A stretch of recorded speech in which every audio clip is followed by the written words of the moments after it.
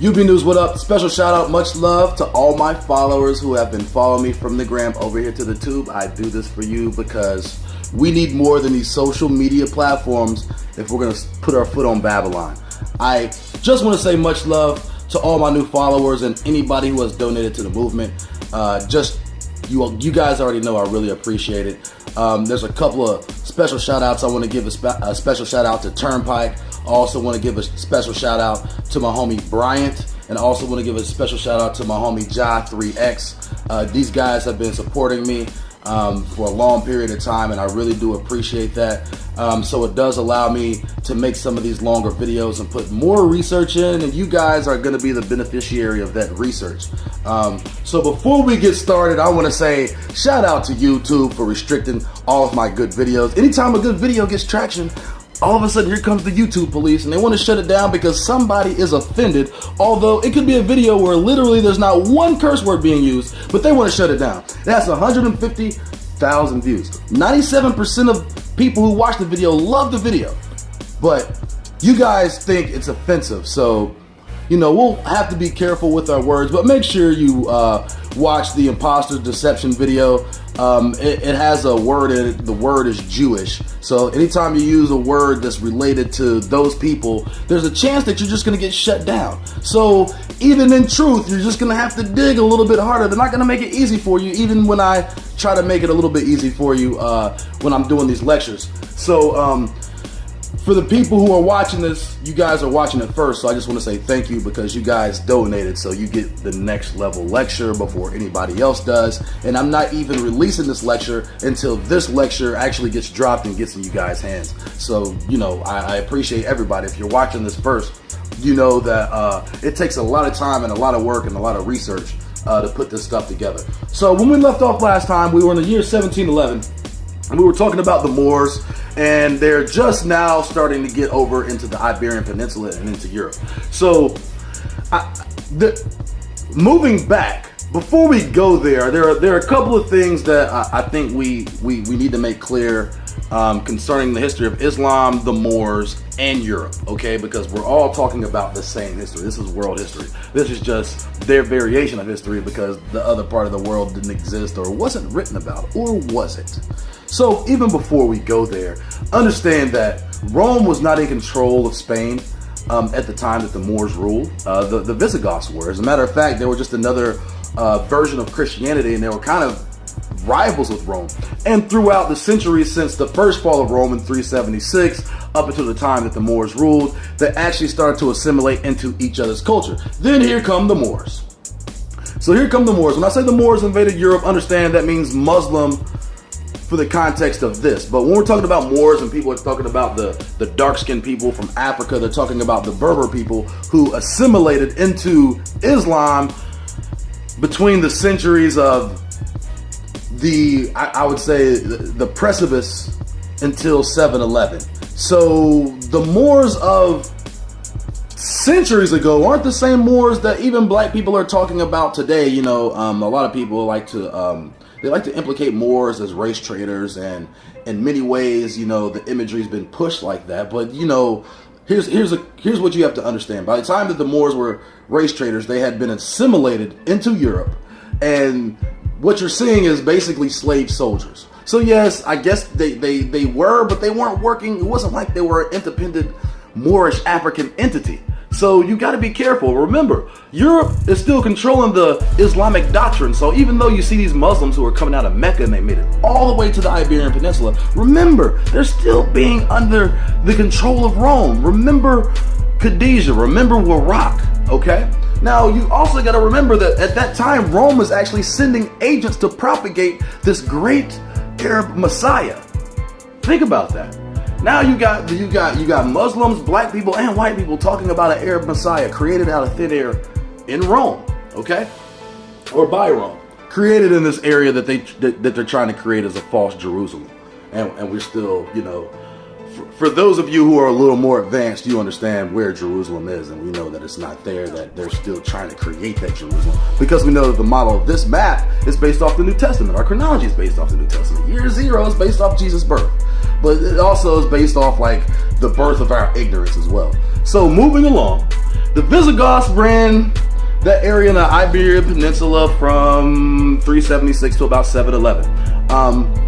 And throughout that time, they assimilated into Rome. So by the time the Muslims, aka the Moors, get into Spain, the Visigoths have total control, and they got a little bit of Roman. You got a little bit of Roman influence there. Now, Rome isn't the powerhouse that you think it is. It's kind of teetering at this moment, and really, this Muslim rule in the Iberian Peninsula kind of initiates Rome's power. And we'll get into this, and I'm going to show you why. So at the very same time, around this time in the 7th century, 711, the time that these Moors came, this is the exact same time that those Khazarians, who during those crusades between Christians and Muslims in the Middle East and the Black Sea region, the Caucasus region, the Caucasus Cave region, the Caucasus Cave Khazars, the KKK, you know what I'm talking about. So the Caucasus Cave Khazars in that region, when faced with the squat up or shut up possibility, they became who? They became Jewish. So they ended up trickling their way down into Spain, right? But they're Jewish, but these were the Sephardim. And for anybody who has understood a little bit of history, they have these conversos. Now, a converso is someone who basically is, they appear to be a Muslim, but, they're still practicing Jew in secrecy. We call us conversos, just like Catholics did it, just like they say Christopher Columbus did it, just like a lot of the ruling families in Saudi Arabia and Turkey are under the same thing, the Ottoman Turk stock. So anyway, getting back to that, we have this city called Granada. It's one of the cities in Spain. It was actually the last city to fall before Rome took back over from the Moorish Empire. I think it's important to stress that during the time that the Muslims came into Spain, the Moors were the ones who were actually doing all the work, all the hands-on work. So when they're talking about the Moors, they're talking about the North African tribes from the Sahara, not just the Sahara region, but all the way really to West Africa. So you got to understand, at this time, it was very easy to get swept up in, I guess, the theater of Islam, because it was sweeping. It literally swept that side of the world. And you're talking about oppressed people who actually were offered opportunity as soldiers and offered opportunities that they didn't have before. Because now you can make something of yourself. People look at war differently. Like, today it's, kids go to war, they're not thinking about glory. They're not thinking about, in many cases they're thinking about, hey, this is a finite amount of money that I know can support me. But, back in the day, sometimes it was okay for these guys to go to war and become somebody else. Because once you conquer a land, do you know the spoils of war are greater than any job that you can imagine? Go kill a few people somewhere and you will get more than 40 acres and a mule. Just go ask any European, because they're still living off that bullshit. So for a lot of these African Berbers in West Africa, it wasn't as though it wasn't like they had much. They didn't have religion. During this time, these people, even all the way through Mecca, these people are extremely tribal. Extremely tribal. So a lot of their rituals they're delving off into areas of paganism. So a lot of the spiritual battles that the people are having today are probably the same battles they've had for generations, just in terms of understanding truth and creation and who they are. And the written word casts spells and it can break spells, but at the same time, the majority of people are illiterate. So as the Moors are ruling Europe, and they did a pretty good job, this is one thing you got to understand. Europe was a filthy, dirty place. Filthy. And the Moors came in and very quickly turned Spain into one of the most beautifully sought after places in the world. Where at the time, the entire continent, I guess you call it a continent, I don't know, Europe, that area they call Europe. Europe only had like two institutions of higher learning. The Moors built 17 in Spain. All better than the shit in Europe that everybody else had. Now, in addition, Spain was somewhat of a wasteland. Well, here come the Moors with all of these new irrigation and agriculture cultivation tactics. So not only did they start to build institutions of higher learning, they built bathhouses. Bathing? A concept foreign to Europeans. So these are essential keys to civilization that I think that a lot of people take for granted when you're just talking about like sustainability. Imagine trying to sustain a society without simple sanitation. And imagine how Europe lived in societies for centuries without sanitation. So these are sanitation civilization, okay? Even getting into, jumping way ahead, when the conquistadors came, it was said that the stench that they left when they brought the pigs into the disease, the stench was there for decades after the conquistadors had left villages because they were so repugnant. So the Moors had basically civilized. They literally civilized Europe out of the Dark Ages and the Middle Ages. Now, they still call it the Dark Ages and the Middle Ages, and they call it the Dark Ages and the Middle Ages. Mainly, it is not because the Moors were dark, even though that would be a pun somewhat intended. Actually, they call it the Dark Ages because there was a lack of record keeping.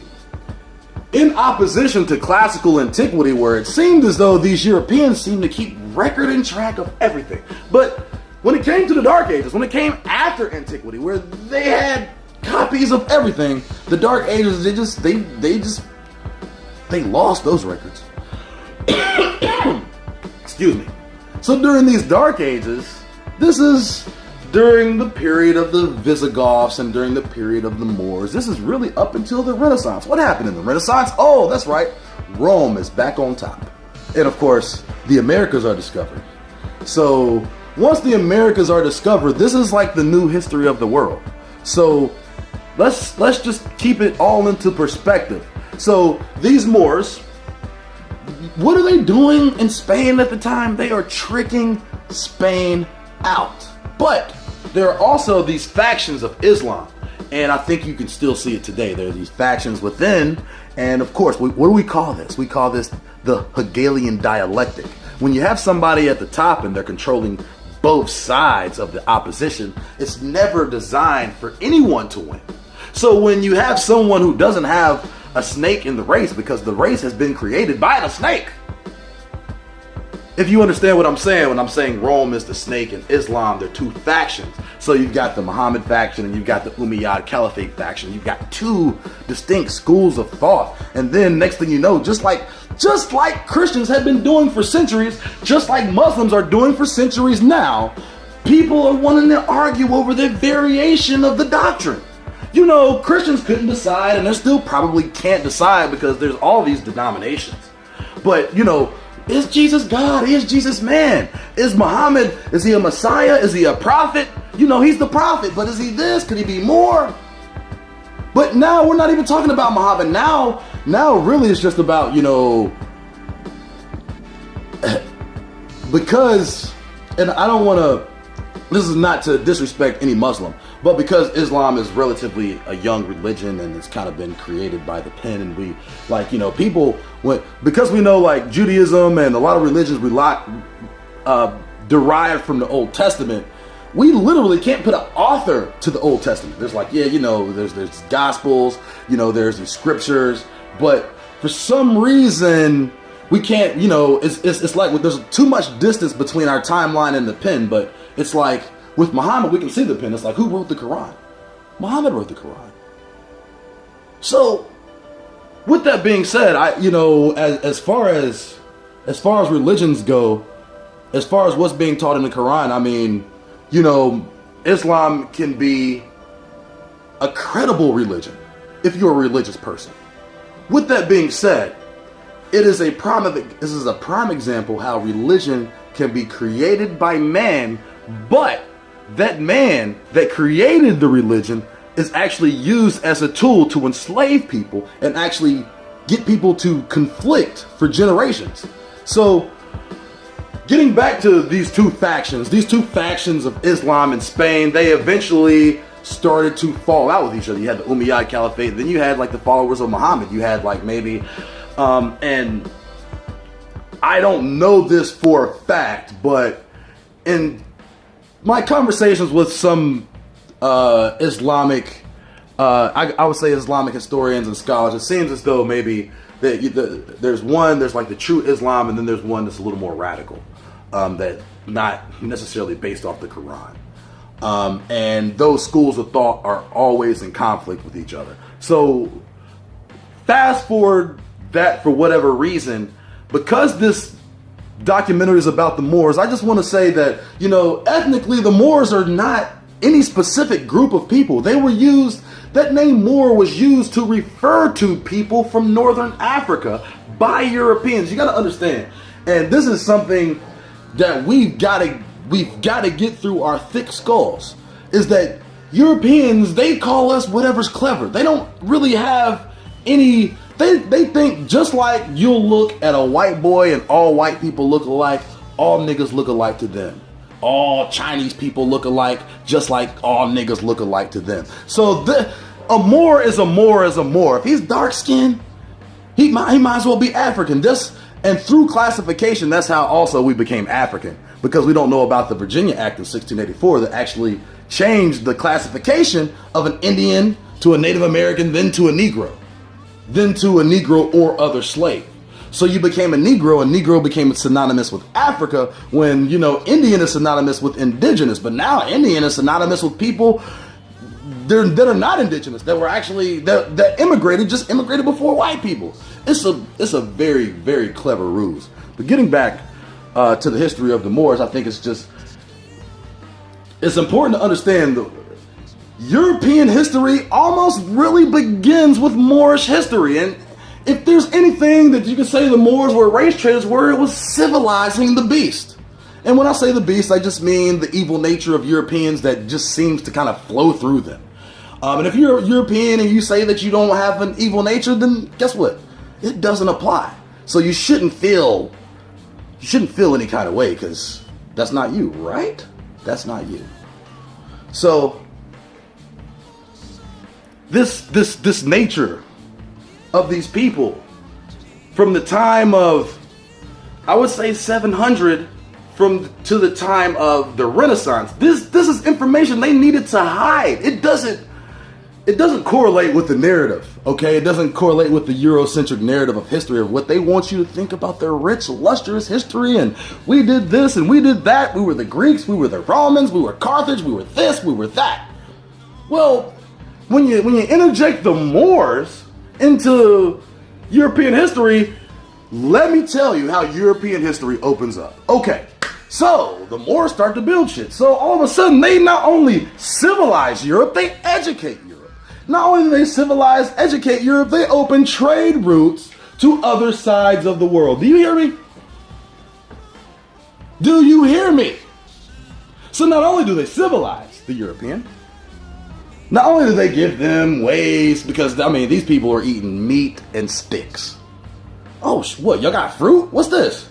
Lemons and mangoes and oranges? They don't know nothing about that. They don't grow, that don't grow in Europe. But it grows in Spain, thanks to whom? Thanks to him, the Moors. So, I think the contribution of the Moors can't be underestimated. Also, it has also been hidden. But really, the Moors were like the key to Europe's dominance, because they kind of used Spain and they showed Europe how to do it again. They brought their culture, they brought their architecture. All of a sudden, once they are trading with the other side of the world, it became very clear that these niggas are a threat.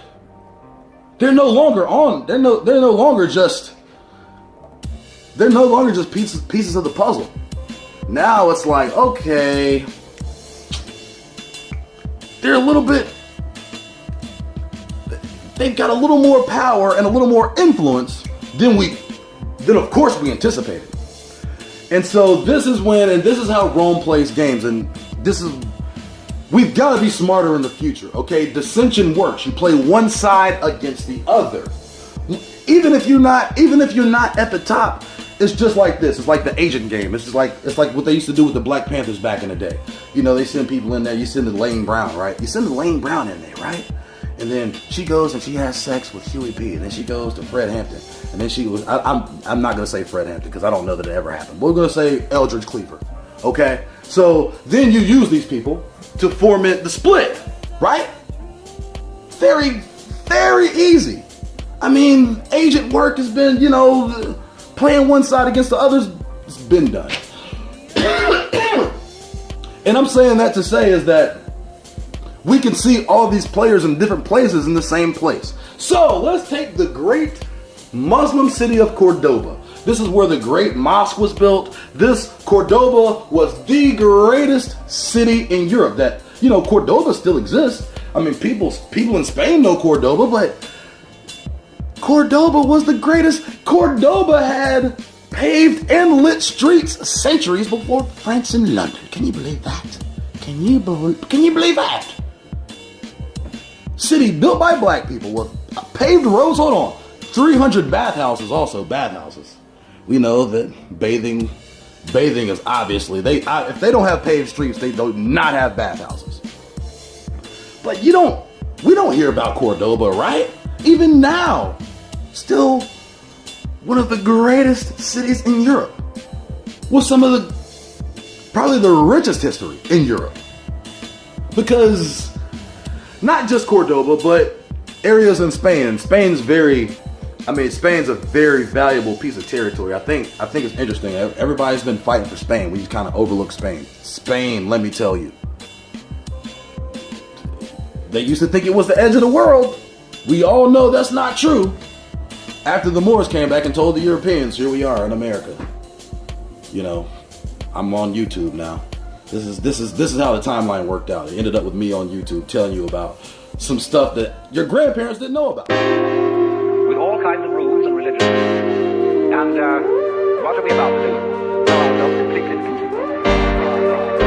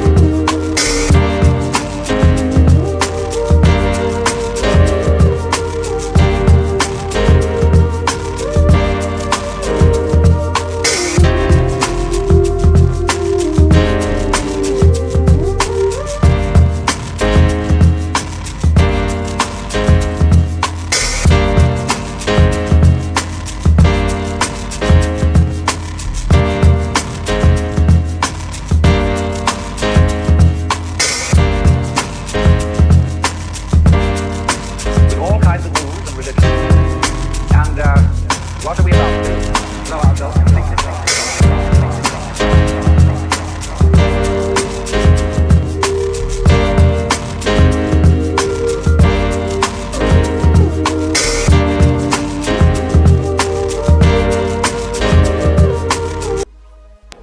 There was Spain and the Iberian Peninsula that was once ran by the Visigoths, right? Then you have this area called Gaul, okay? Now, the Gaul consisted of the Celts, the Franks, and a lot of Germanic tribes. But this was also not considered Rome. But we're going to get into that here in a second. Those were just like, you know, different variations of Europeans, so to speak, okay? Then you had Rome. So you know the area, France, Belgium, Luxembourg, in between there and Spain, and we're not talking about the British Isles, we're just talking about those areas. So around, what was it? I don't know, 800 after the conquest, Charlemagne, he actually, for lack of a better word, he united Gaul, okay? Now, during this time, Gaul was just the culmination of different European sects, the Celts, the Franks, and a bunch of Germanic tribes, and basically a bunch of Scythians. So he kind of united them under Rome, because basically what happened is they wanted to stave off the Moors. The Moors had started making their way into Gaul, and we know that this,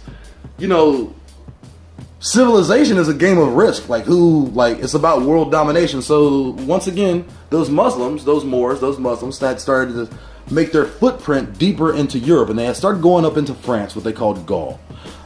So Charlemagne actually united all of the tribes and the Celts and all of those people in that area, and they held off the Muslims, and they had to retreat. So, as a reward for this, the Pope now calls Charlemagne Emperor of the Holy Roman Empire. Now understand that the Holy Roman Empire is just like this thing that was made up by the Pope to give Charlemagne a title, because they were afraid that the Moors were going to take over. So the Holy Roman Empire consisted of Gaul, basically, like France and Germany and Belgium and a couple of other places, and that was just he called him the Holy Roman Emperor. It was never actually Rome. So I need you guys to understand that, and also understand that Rome has been broken up into factions and has been broken up for a while. You've got Rome, and you also have the Eastern Orthodox Church. You have West Rome and East Rome, and East Rome is kind of like the Byzantine Empire, and even still, the Byzantine Empire, which is kind of like modern day Greece all the way out till Turkey, they weren't the same variation of Christians Rome was. They just, at some point, fell under jurisdiction. So at this time, Cordoba's about to fall, maybe about 1066. From about 1066 to about 1200, this is the decline of the Islamic Moorish power in Europe. And it's at this point when Europe realizes that the only way that they're going to be able to do anything to defeat these niggas is if they all come together. So that's kind of essentially what they did. So they, Rome was able to come together with with Gaul, essentially, and hold those guys back. And as a result, these guys became like, an honorary member of Rome, Holy Roman Empire, which was just like some made up shit. It didn't really mean anything.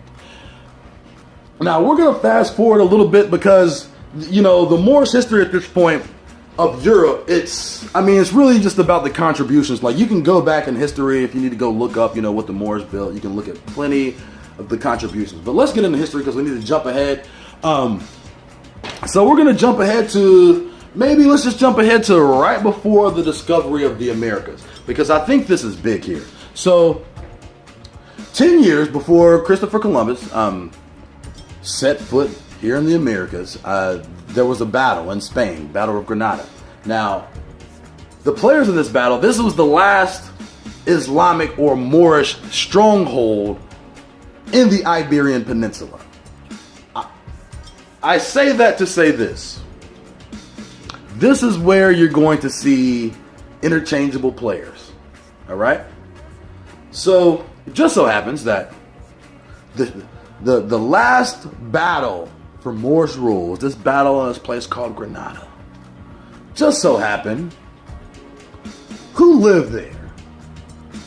Well, just so happened that the Sephardic Jews lived right there.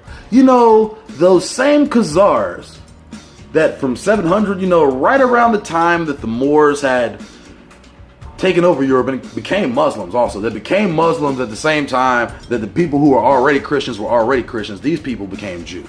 Okay, but these people, they're now in Spain, and they've been in Spain for a few hundred years now. Okay?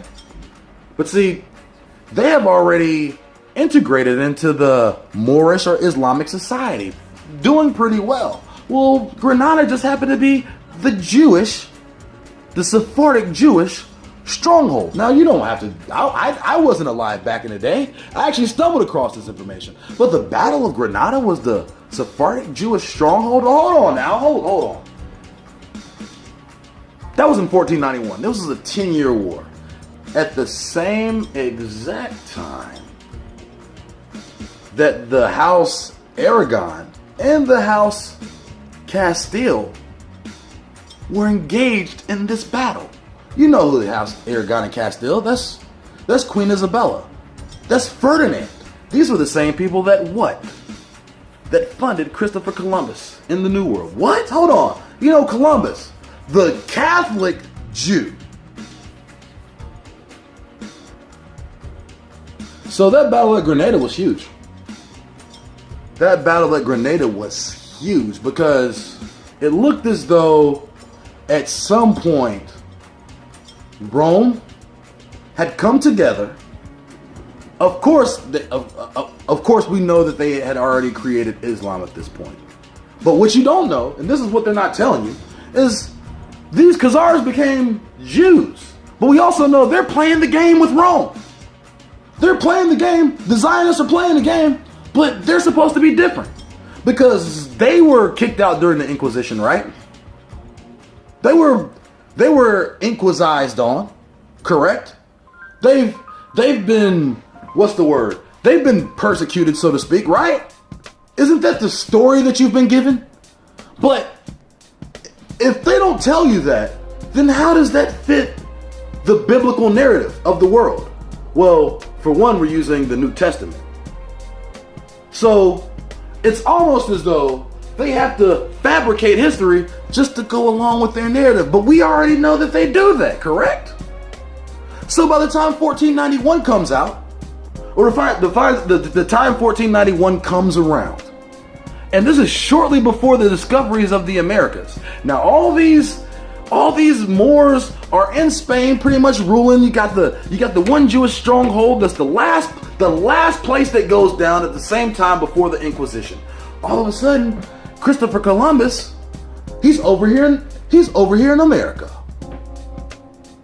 I mean, they just got done with the war. House Aragon just got done with a war on their own land, right there in Spain.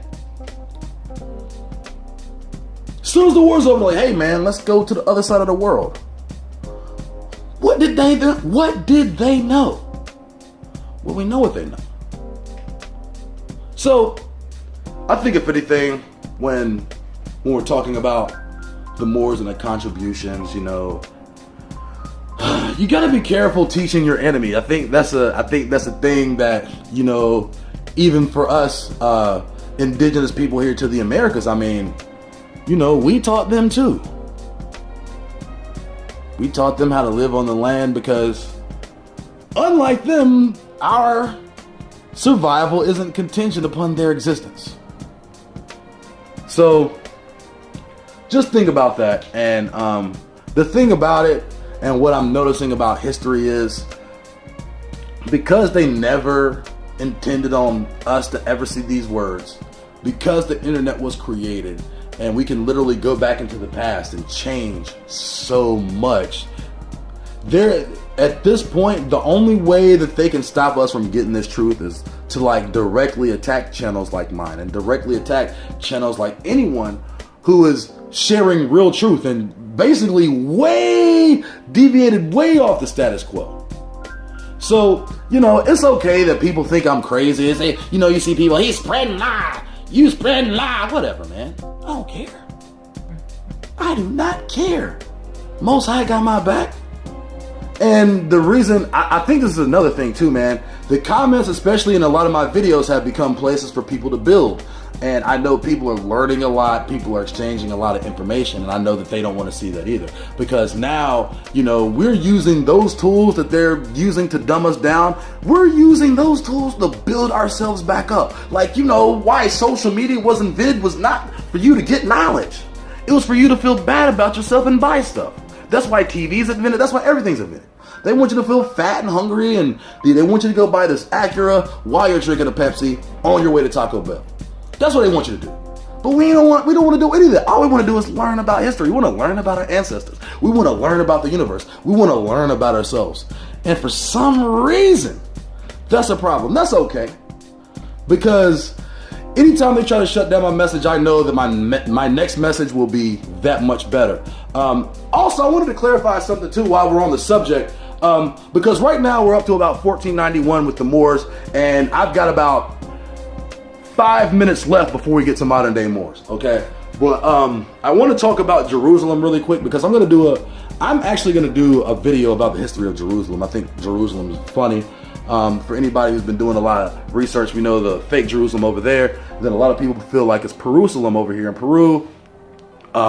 Based off the historical findings in that area and how they cross-reference certain writings. It was like I was talking to my homie Vin Lloyd the other day. For people who don't know, Martin Luther III, and we're talking about it, and you know they're using this wall and they're trying to cross-reference it with fucking Josephus, and I just don't trust anything Josephus writes. It doesn't mean that everything Josephus wrote was a lie, but I just, you know, Josephus he's a New Testament Roman. You got to watch the timelines when you're talking about these certain people who are writing scripture. Like, you know, it's really, or writing scripture, or, you know, describing scripture. You have to put it into context. Like, you know, like serious context. Like, you know, he was describing something in an area that they were trying to propagate at the wrong place. So how accurate is his description supposed to be? Or is his description plagiarizing somebody else? Or was it meant to set up a, you know, basically to set up a false destination? So we have to look into all that. And so what I'm going to say about it is, like, this Jerusalem thing, understand that it starts with the New Testament here. Like, Jerusalem doesn't exist without Jesus. And, you know, the history, you know, Christianity comes from Judaism, right? And they say Judaism's older. And they're basically saying that the first Temple Mount was built there, right? But they said that the first Temple Mount was built right there where the Dome of the Rock is now, because they say the Dome of the Rock was built over the second Temple Mount. But the second Temple Mount wasn't built until after the birth of Jesus. But wouldn't you know that the second Temple Mount is just right there in the shadow on the way to Bethlehem, at the same place that the Virgin Mary was? Really? Oh, at the same place that Muhammad ascended to heaven. Same place, all within a block. All within a block, but we know that none of that landscape correlates with scripture of the Old Testament. Really? Really? So the Sea of Galilee was man-made? So the Sea of Galilee was man-made, the Dead Sea was man-made, correct? The mighty cedars of Lebanon only stand to be 70 feet, right? So we know this land doesn't correlate with scripture, but they've been trying to do everything to create this false Jerusalem, and that kind of gets everybody off base. So the reason I said that is because I want people to understand, like, when you're able to scribe, when you're able to just write the bullshit, it's very easy, especially when you have people who are illiterate. You gotta understand. Like, if I write something now, you're only gonna believe what you write, and if you read it, like, you have comprehension to understand it, even if it sounds plausible. Well, the world was illiterate. Warraq was translating New Testament in before 1456, in circa 632. The New Testament hadn't been printed off the Gutenberg until 1455, 1456. How is that? There's a gap between the Middle Ages, the Dark Ages, and the Renaissance, where we don't know exactly what happened. We know through what the Moors tell us. You're never gonna really know through what Europe and Rome tells you, okay? So I don't know if you guys, you need to check this out. There's a guy, his name is Anatoly Fomenko. I agree with some things he says. I don't agree with everything. He's a Russian scientist, he's a cosmologist, he's a historian, he's blah, blah, blah. But he basically said that he postulated that Augustinian monks fabricated about 300 to 1,000 years of history. And I could actually see that. Now remember, history is only what you've been told to or told by your conqueror. So keep it in perspective. Oh, you're good. Yeah, history is all what your conqueror has told you happened to you and happened in the past. So when we're talking about the Americas and we're talking about Europe and we're talking about the Moors, remember, any information that's going to highlight your greatness or highlight their deception will be left out. Or it won't be so easy to find, in other words. So when we're talking about the Moors' contribution to Europe, it's easy to see in hindsight, based off all this new literature, what the Moors did, and we know that, you know, they took Europe out of the Dark Ages and civilized them into the power nation. Now, as a result of them civilizing Europe, our people became enslaved. They came to the Americas. Now, why did they come to the Americas? Because these Europeans didn't know about America. But the Moors did. See, Africa and the Americas had been trading. The story of the Israelites wasn't an unknown story. It was only unknown to us. And then they were able to write the New Testament and enslave us with it. So when we get into the modern history of the Moors, understand that from the inception of the Americas, even up until the colonial period in Africa after the Berlin Conference, you're a few hundred years. These Moors were essentially being controlled by, rogue caliphates out of the Islam, or they were being controlled directly by monarchs and politicians in Europe. France hired Moorish soldiers. Britain hired Moorish soldiers. You have to remember, when they are colonizing these areas, when these young men get conquered, what happens? They become soldiers if they don't die. If they submit, they're going to end up fighting or killing their own people. And in that case, they ended up enslaving people and sending their own people, African slaves, to the Americas. But, for most American blacks, you ain't really got to be that mad at the Moors, because the majority of us are not African. You can be mad at the Moors for civilizing white people, but hell, we did that shit too. So, I don't really, it's like this, especially coming into this information, a lot of brothers and sisters are on the Moorish doctrine, understanding, history. I would tell them just to find out a little more about, who you are. All religions, all of these doctrines, like you were talking about. I had a person saying, like, Masonry, started off with, Moorish science, and Moorish science started off somewhere also. They all derive from something. What is that something? Because it all comes from the same place, but what is that place? And